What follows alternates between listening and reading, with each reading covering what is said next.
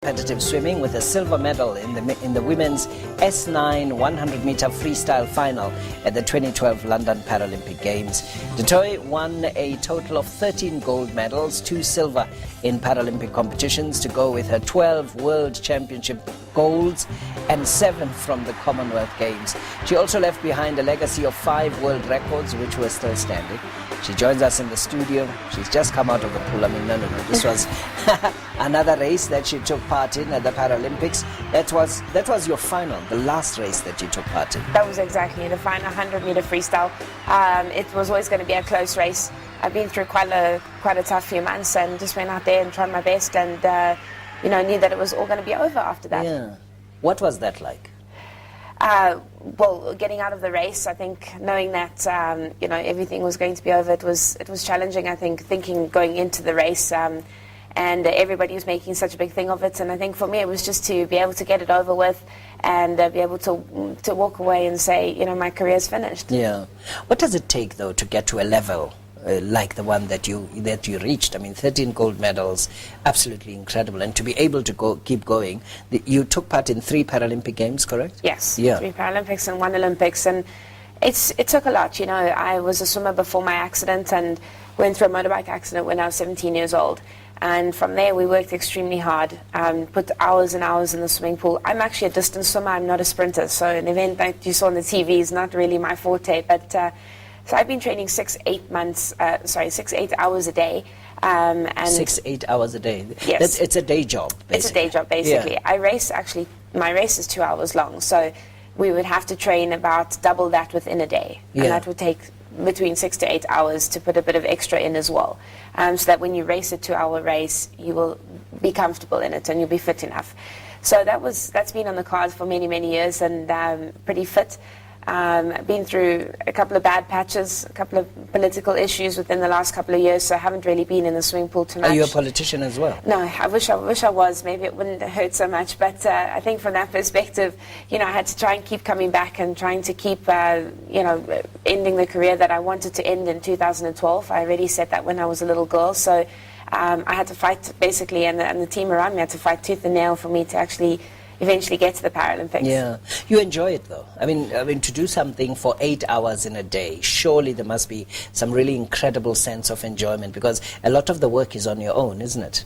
I definitely am. I think, I've been very, very fortunate that we've had a team that works with us. And that team can be the swimmers in the pool, can be the coach, can be people around me that actually help me mentally, physically, that type of thing. So, you're not actually alone. Yeah. You are with a team, and that's what's become important. Is not swimming things, not doing everything on my own. Okay. And it's you can't do it on your own, basically. Yeah.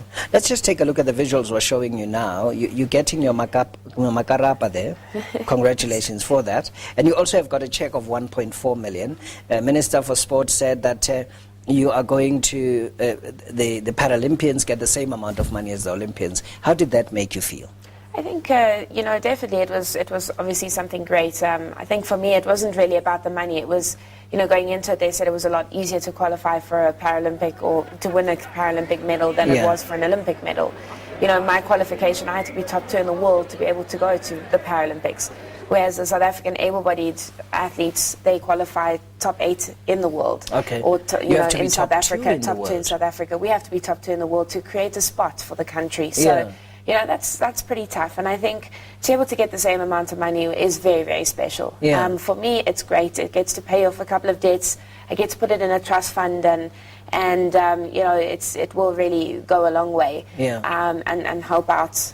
What we've done in the last year, because I've actually been training in Italy. So, that was my next question, to say, okay, so with all the success that you've achieved, is this achievable from a base in South Africa? So the High Performance Center in Pretoria, wherever else, is it possible to do it? I believe we have a lot of good coaches in South Africa, and we have, a lot of talent. And I basically moved to Italy because I'm an endurance athlete, and I have to swim in the disabled events. They're only sprinting events. So to be able to do both is really difficult. It's running the marathon and running, 100 meters on a track, basically. So, from that perspective, there was one coach in the world that actually has 2 world champions, one in the 10 kilometers and one in the 50-meter freestyle, and that was why I went over there. I've had a bit of a rough patch And so I hadn't been training so much, and so this year was basically put aside to train and to get ready. And he was the only coach that we could really think of that could do both at the same time. What did you do differently? It's really just a coaching technique, I believe. Yeah. You know, I think, you know, you've got to make it work for yourself. Whoever you go to, whichever coach you go to, you've got to believe that that's the best for you, and you've got to go with that and work hard. Yeah. And that's what's important. You know, you've got to make the situation work. So, you know, it was a great 8 months over in Italy. You know, especially the last 6 weeks, the coach put every bit of energy into helping me improve, and my times came down tremendously. You know, not to the standard that they were, but, you know, I was very, very happy with the results at the end of the day. Are you thinking of coaching yourself? Well, never going to coaching. I think I come from the old regime where if you don't do it the first time, you know, you've got to not breathe the last 5 meters, and if you don't do it a couple of times, you're out the swimming pool. So I think I'd be a bit tough. But I believe that that's the system that should work. And, you know, from that perspective, I think it's time to just divorce myself from the sport and just go out and just enjoy something different and find a different passion. So what are you going to do now? I have absolutely no idea. You know, I know the next couple of months is to give back to the sponsors that helped us up until, you know, today.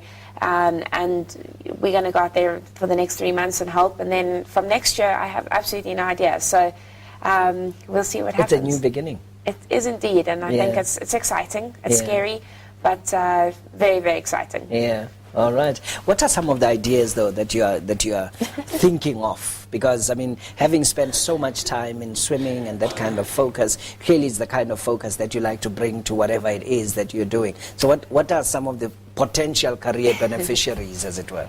I think, you know, I've met a lot of people along the way, and a lot of people are willing to help, which is something that's been fantastic. And you know, for the meantime, I'll do a bit of motivational speaking, which obviously you can earn a bit of money with that as well. And then, you know, from the perspective of a job, I really have no idea. I think it's, you know, I was always interested in genetics, but seeing as though I wasn't tried to study a year of it, and then my swimming took over, and I think it's just the wrong line to go at the moment, you know, even though it's a passion. So, you know, it'll probably be something in the business line, and that's sort of what I've been in the last couple of years. So, but I mean, talking internationally and the travels you've been through and your achievements, surely there are people on the international platform in swimming who are saying, look, you've achieved so much, and your knowledge could be such an invaluable asset to us, whether it's in the United States or even in the United Kingdom. No such phone calls have been forthcoming as yet? No, I think, you know, some coaches have been wanting me to come and coach overseas, but I think from that perspective, you know, I decided that I was just going to stop. We've had too many problems, I think, and, you know, I just really need to step away from it. So no coaching, nothing at the moment. And, you know, obviously I'll keep up my exercise because, you know, swimming 6 to 8 hours in the swimming pool, I won't be in a swimming pool, but, you know, go over to the gym or do some cycling or some exercise at least. Look, this is your moment, so I don't want to belabor the point about some of the politics and the problems and stuff like that. It's not stuff that we want to talk about. But can you commit to come and talk to us about the problems at another time?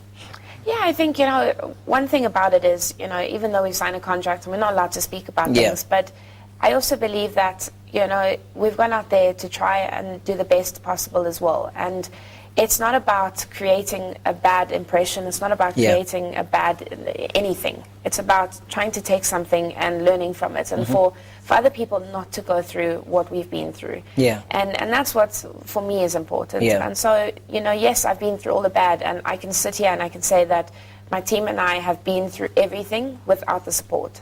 And it's actually, I think, quite an honor to sit here and say that. And all the emotional things, all the emotional, you know, barriers and everything. But I think from that perspective, nobody else should have to go through it. A similar thing. It should be more seamless. It can be better. I believe so, yes.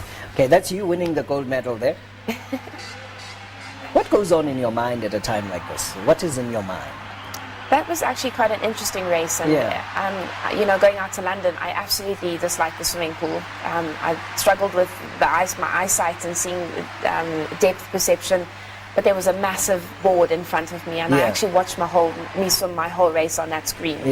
And it was quite phenomenal. At one stage, the camera showed me close up. Yeah. And it was a bit crazy to see myself close up. Sorry. And you're working at the same time? I was swimming at the same time, yes. Wow. And then they showed the girl next to me and all 8 swimmers. So that was kind of what was going through my mind during that race. But it's obviously to try and give of your best all the time, to try and push the limits, to try and have good turns, good starts. And that's what you practice in training. So it's to put that into practice in the swimming pool. All right. Okay.